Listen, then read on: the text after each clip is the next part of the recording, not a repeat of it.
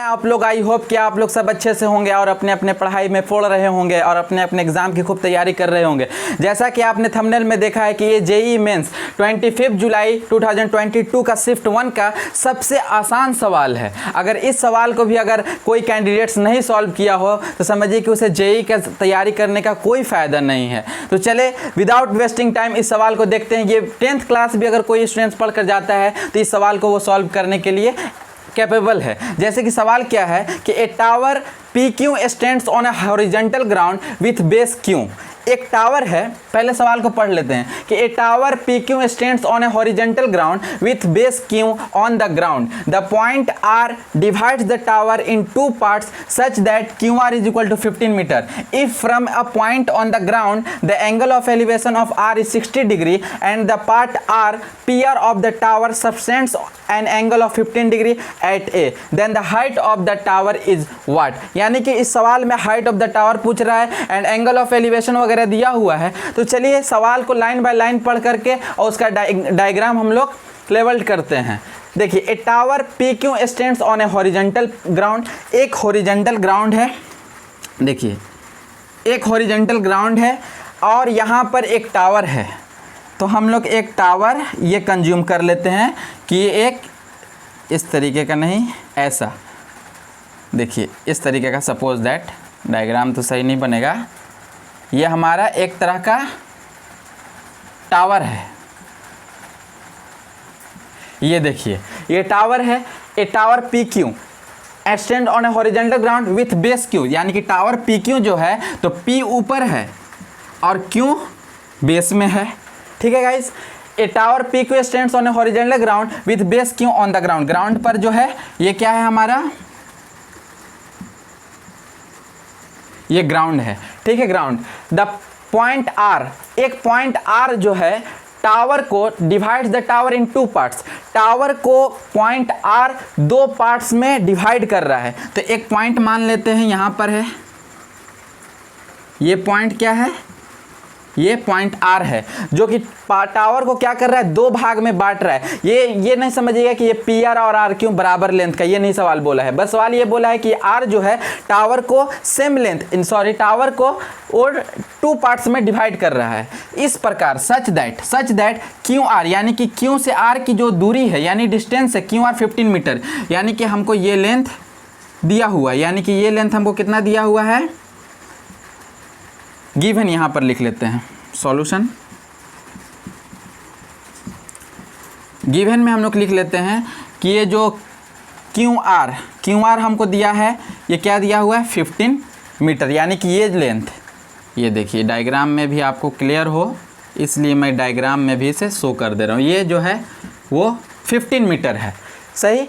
अगर if from A point on the ground the angle of elevation, देखिए angle दो तरीके का होता है, एंगल ऑफ एलिवेशन और एंगल ऑफ डिप्रेशन। देखिए अगर कोई शख्स ज़मीन से ऊपर देख रहा है, ग्राउंड से अगर किसी ऊंची इमारत पर देख रहा है तो ये ग्राउंड से उस इमारत के बीच का हॉरिजॉन्टल से जो एंगल बनता है उसे एंगल ऑफ एलिवेशन कहते हैं। और अगर कोई शख्स, जैसे आपको यहाँ पर मैं समझा रहा हूँ कि अगर ये ग्राउंड है, यहाँ पर कोई शख्स खड़ा है, ये अगर यहाँ ये टावर पर देख रहा है तो ये जो एंगल बना है इस ग्राउंड से, ये एंगल जो होता है वो एंगल ऑफ एलिवेशन होता है। लेकिन अगर कोई शख्स यहाँ पर खड़ा है और ये ग्राउंड पर देख रहा है तो ये जो एंगल होता है ये एंगल ऑफ एलिवेशन होता है, एंगल ऑफ डिप्रेशन होता है। तो यहाँ पर एंगल ऑफ डिप्रेशन की नहीं बात किया है सवाल ने, एंगल ऑफ एलिवेशन की बात किया है। तो देखिए एंगल ऑफ एलिवेशन क्या है कि एक पॉइंट से, ग्राउंड से एंगल ऑफ एलिवेशन R पर, यानी कि इस R पर एंगल ऑफ एलिवेशन कितना बन रहा है। एक पॉइंट हम लोग यहाँ पर ले लेते हैं, क्या, एक पॉइंट लेना है, कोई भी पॉइंट हम लोग ले लेते हैं कि if from point on the ground, if from a point A था, सॉरी यहाँ पर ए छूटा हुआ है सवाल में, a point A on the ground the angle of elevation, ये इस पॉइंट को ए लेते हैं और एंगल ऑफ एलिवेशन R से बोल रहा है, यानी कि ये वाला, ये यानी कि ये जो है हमारा कितना दिया हुआ है, 60 डिग्री। यानी कि यहाँ पर एंगल A लिख लेते हैं, एंगल A जो हमारा कितना दिया हुआ है, 60 degree. And the part PR of the tower subtends an angle of 15 degree. और ये जो पावर, ये PR लेंथ जो है, ये जो है A पॉइंट पर 15 डिग्री ये एंगल सबटेंड कर रहा है, ये PR, यानी कि ये जो एंगल है हमारा 15 डिग्री सबटेंड कर रहा है। तो अब हमको बताना है कि QP की दूरी क्या है। QP is the height of the tower, तो QP की दूरी क्या है। देखिए, अगर Q से R तक का डिस्टेंस हमको मालूम है, अगर R से P तक का डिस्टेंस हमको मालूम चल जाए तो आसानी से निकाल सकते हैं। तो ऐसा करते हैं कि हम लोग क्या करते हैं कि R से P की दूरी मान लेते हैं कुछ, ठीक है। अब Q से R का दूरी हमको मालूम है। सपोज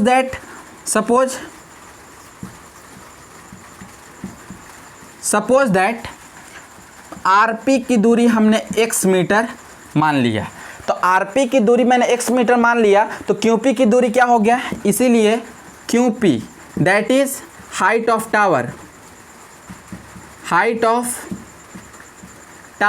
ये क्या हो जाएगा, x प्लस 15 मीटर होगा ना गाइस। देखिए, R से P की दूरी हमने x मान लिया, Q से R 15 मीटर क्वेश्चन में दिया हुआ है, तो टोटल लेंथ क्या होगा, x प्लस P।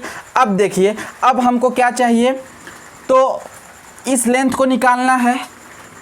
तो हमको या तो बेस चाहिए या तो हाइपोटेनस चाहिए, किसी एक का तो चाहिए ना कि हम लोग इसका निकाल सके। तो यहाँ पर हम जो कंसिडर करेंगे वो जो ये ऐसा ट्रिग्नोमेट्री साइन को कंसीडर करेंगे कि जो कि परपेंडिकुलर और बेस आता है। बेस क्योंकि इन दोनों ट्रायंगल में कॉमन है, इसलिए हम कॉमन को कैंसिल करके आउट कर देंगे और ये हमारा लेंथ निकल जाएगा। तो चलिए QA को हम लोग कुछ मान लेते हैं या फिर QA ही छोड़ते हैं। तो अब देखिए क्या करते हैं इस सवाल में कि एक एंगल, सबसे पहले QA हमको मिल जाए। तो एक ट्रायंगल हमको दिख रहा है कि ARQ, इन ट्रायंगल, देखिए गाइस, इन ट्रायंगल ARQ में देखिए tan 60 डिग्री का वैल्यू बताइए। tan 60 डिग्री, tan थीटा बराबर क्या होता है, परपेंडिकुलर अपॉन में हाइपोटेनियस, परपेंडिकुलर अपॉन में बेस, P/B होता है। तो परपेंडिकुलर हमारा क्या है, QR अपॉन में बेस क्या हमने माना है, बेस हमको कुछ नहीं माने, जो बेस है उसी को बेस AQ ही छोड़ देते हैं। QR का लेंथ हमको मालूम है, tan 60 का वैल्यू मालूम है, तो AQ का लेंथ यहाँ से हमारा निकल जाएगा। तो यहाँ से हम लोग AQ का वैल्यू क्या निकाल सकते हैं, QR अपॉन में tan 60 डिग्री। तो QR हमारा कितना है, तो QR जो हमारा है वो 15 मीटर है, अपॉन tan 60 का मान कितना होता है, tan 60 का मान होता है √3। tan 60 का वैल्यू कितना होता है गाइस, √3, यानी कि 15 अपॉन √3 हमारा क्या आया, AQ का वैल्यू आया। तो AQ का हमको यानी बेस मिल गया। अब हमको हाइपोटेनियस चाहिए, परपेंडिकुलर चाहिए। परपेंडिकुलर जो ही हमारा क्या है, हाइट ऑफ द टावर है। तो परपेंडिकुलर के लिए क्या करेंगे कि हम इस ट्राइंगल को कंसीडर कर लेंगे, AQP को। अगर इन ट्राइंगल आल्सो, देखिए आल्सो इन ट्राइंगल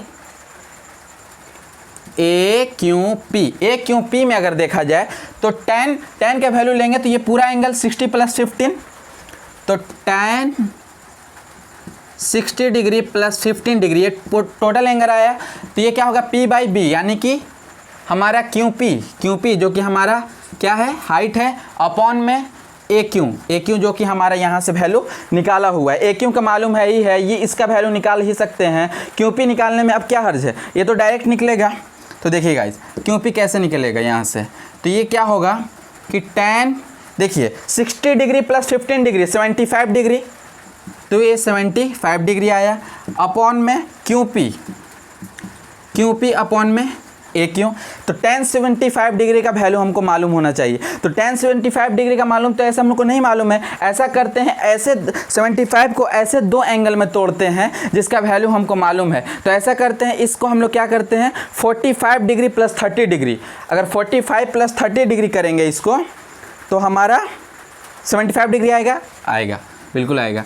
तो इसको क्या करते हैं, tan 45 डिग्री + 30 डिग्री, इसको ऐसे लिख सकते हैं क्योंकि 45 पर tan का वैल्यू मालूम है, 30 पर tan का वैल्यू मालूम है, इसलिए हम लोग इसको QP हमारा क्या है, QP हमारा हाइट ऑफ द टावर है जो कि हमको निकालना है, अपॉन में AQ हमारा वैल्यू मालूम है। तो tan इसका, तो यहाँ पर फॉर्मूला क्या कौन सा लगेगा, tan A + B। tan A + B का फॉर्मूला क्या होता है, तो tan A यानी कि tan 45 डिग्री + tan B यानी 30 डिग्री, अपॉन में 1 - tan 45 डिग्री इंटू tan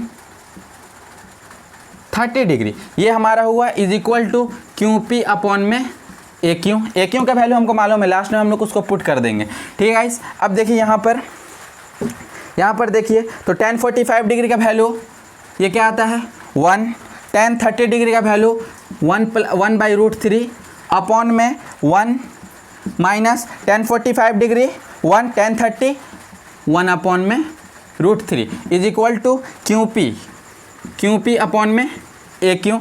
इसको सॉल्व कीजिए तो √3 + 1 अपॉन में √3 - 1, √3 जो एलसीएम होगा वो कैंसिल हो जाएगा, अपॉन में क्यू पी अपॉन में ए क्यू।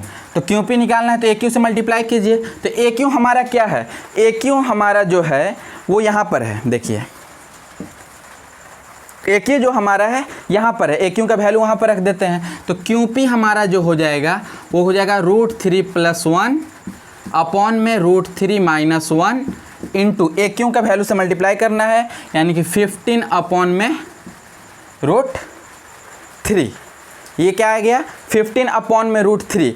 अब क्या करेंगे कि इनको देखिए अभी तो मैच नहीं किया है ऑप्शन में, तो इस तरीके से है, ऐसा करते हैं इन सब को हम लोग रेशनलाइज करते हैं, रेशनलाइज करेंगे तो मालूम चलेगा कि इसको करना क्या है। तो आई होप कि आप लोग ये इसको राइट डाउन कर लें अपने कॉपी में, उसके बाद हम लोग इसका अगला स्टेप ऑप्शंस मैच कराने में करेंगे, क्योंकि यहाँ तक मेरा सवाल हल हो चुका है, क्योंकि कॉपी का क्यूपी यानी कि हाइट ऑफ द टावर का जो वैल्यू है गाइस तो यही है, और इसको फर्दर सॉल्व करके हम लोग मैच को ये ऑप्शन को मैच करेंगे।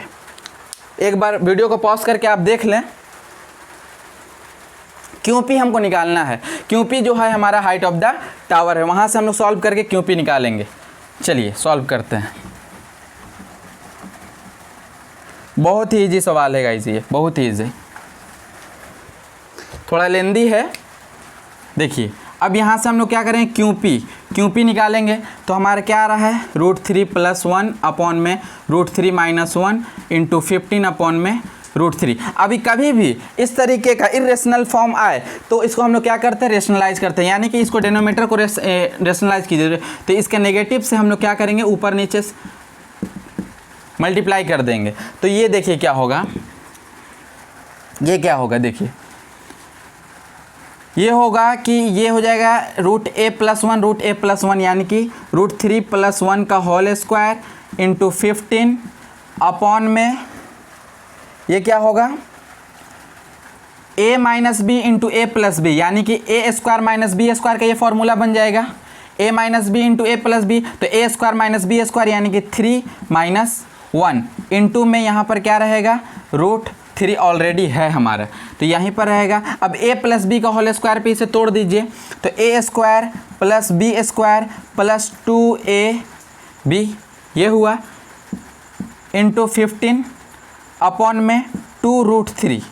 ठीक है गाइस, अब देखिए क्या हो रहा है, यहाँ से क्या होगा 3 + 4 हो जाएगा, ये 3 + 1 4 ये होगा, 2 यहाँ पर है तो 2 कॉमन भी ले लीजिए ताकि यहाँ से 2 कट जाए, तो ये जाएगा 2 + √3, ठीक है, इंटू 15 अपॉन में 2√3, 2 से 2 कैंसिल होगा। अब क्या बच जाएगा गाइस, अब यहाँ से ये बचेगा कि 15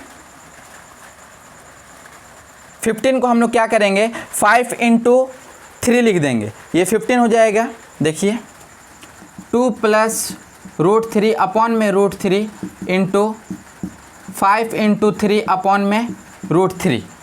ठीक है गाइस, ये जो होगा